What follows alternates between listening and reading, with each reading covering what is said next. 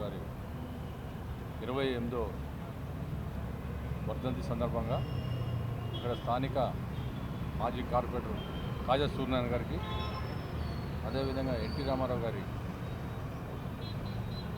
కుమారుడైన మోహన్ కృష్ణ గారి నందమూరి మోహన్ కృష్ణ గారికి, అదేవిధంగా ఎన్టీ రామారావు గారి మనవరాలైన నందమూరి మోహన్ రూపా గారికి, అదేవిధంగా ఫిలిం ప్రొడ్యూసర్ కౌన్సిల్ సెక్రటరీ గారు ప్రసన్న కుమార్ గారికి, అదేవిధంగా భాస్కర్ నాయుడు గారికి, ఇక్కడ విచ్చేసినటువంటి మీడియా ములపూడి మోహన్ ప్రతినిధులందరికీ, అదేవిధంగా Film Nagar club general secretary Mullapudi Mohan గారికి అందరు కూడా హృదయపూర్వక నమస్కారాలు తెలియజేసుకుంటూ,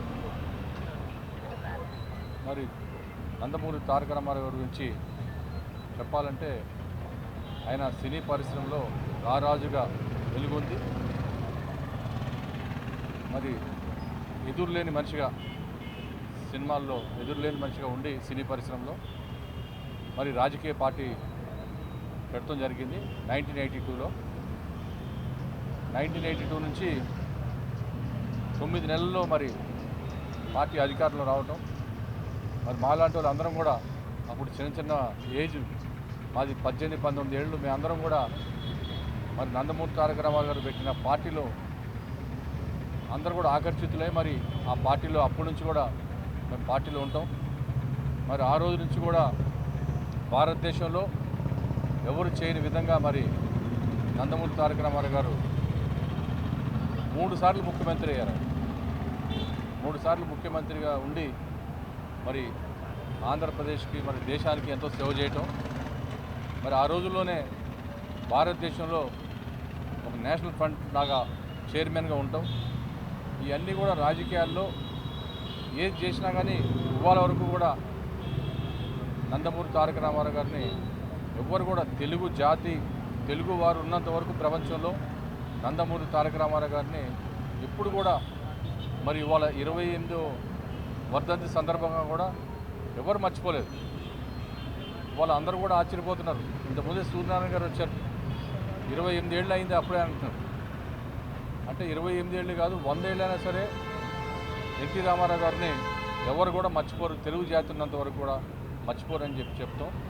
మరి ఆయన ఒక క్రమశిక్షణ అనేది ఎన్టీ రామారావు గారు చూసే మేము అందరం కూడా నేర్చుకున్నాం. క్రమశిక్షణ అనేది ఎప్పుడు కూడా ప్రజల గురించి ఏదో చేయాలి, ప్రజలకి 2 పూటలు మరి కూడు గుడ్డ నీడ అనేది ఆయన తీసుకొచ్చింది. ఇవాళ వరకు కూడా మన దేశంలో ఆయన స్కీమ్లే మరి ఇవాళ వరకు కూడా అయ్యే స్కీములు కంటిన్యూ అవుతుంది కూడా మేమందరం కూడా చాలా సంతోషంగా ఉంది. మరి ఇట్లాంటి మహానుభావుడికి మనం ఎప్పుడు కూడా ప్రతి సంవత్సరం మరి జయంతి కానీ వర్ధంతి కానీ మేము తప్పకుండా ఇట్లాంటి కార్యక్రమాలు చేయాలని చెప్పేసి డిసైడ్ చేసుకున్నాం.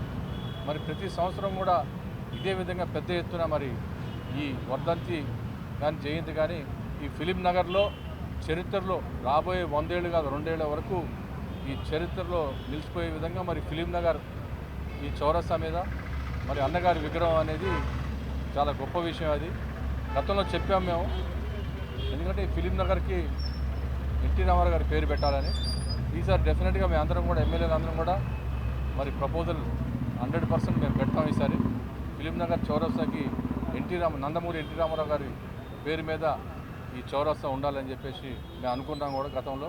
ఇప్పుడున్న ఇండస్ట్రీని అందరం కూడా పెద్దలందరూ కూడా కలిసి మరి కాజా సూర్యనారాయణ గారు కూడా ఇక్కడ ఉన్నారు, అందరూ కూడా కలిసి ఈ ప్రపోజల్ మరి అఫీషియల్గానే మేము అందరం కూడా మరి ఈ ఉన్న ప్రభుత్వాన్ని మేము ఇక్కడ ఫిలిం నగర్ చౌరస్తాని ఎన్టీఆర్ చౌరస్తాగా నామకరణం చేయాలని చెప్పేసి మేము అందరం కూడా కోరుకుంటూ మరి రాబోయే రోజుల్లో ఇదే విధంగా, ఎందుకంటే ఈ ఎన్టీ రామారావు గారి వల్ల ఆ రోజుల్లో ఎంతోమంది రాజకీయ నాయకులు కానీ ఎంతోమంది రకరకాలుగా మరి మన దేశమే కాదు ప్రపంచం నలుమూల నుంచి కూడా మరి నందమూరి తారక రామారావు గారు అంటే ఇవాళ మనం ఇక్కడ చూస్తున్నాం. వాళ్ళ 28 సంవత్సరాలైనా కానీ ఆయన గుండెల్లో ప్రతి ఒక్క గుండెల్లో, పేదవారి గుండెల్లో, అందరి గుండెల్లో మరి ఎన్టీ రామారావు గారు ఉండటం అనేది చాలా గొప్ప విషయం.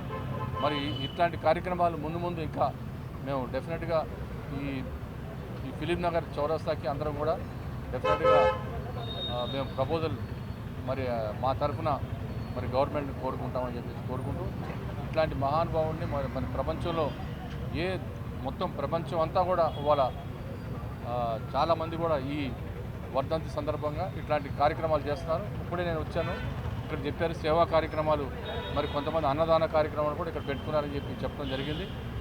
అట్లాంటి వాళ్ళందరినీ కూడా మేము ఎప్పుడు కూడా గుర్తుపెట్టుకుని వాళ్ళని మా దగ్గరికి ఏ సాయం వచ్చినా కానీ మేము డెఫినెట్గా చేస్తామని చెప్పి కోరుకుంటూ, నేను వేరే పొలిటికల్ పార్టీ అంటే అన్నగారు తెలుగుదేశం అయినా కానీ నేను ఇవాళ బీఆర్ఎస్ పార్టీలో ఉన్నాను. అట్లాగే ప్రతి పార్టీలో కూడా అన్నగారి అభిమానులు ఉన్నారు. ప్రతి సంవత్సరం కూడా మరి అన్ని పార్టీలు కూడా వాళ్ళ అన్నగారి ప్రతి ఒక్కరు కూడా కాంగ్రెస్ కానీ బీజేపీ కానీ అన్ని పార్టీలు కూడా అన్నగారిని గుర్తుపెట్టుకుని మరి వాళ్ళ అన్నగారిని ఇదే విధంగా స్మరించుకొని ఈ వర్ధంతి కార్యక్రమానికి ఇక్కడ వచ్చిన పెద్దలందరూ కూడా మరి ధన్యవాదాలు తెలియజేసుకుంటున్నాను.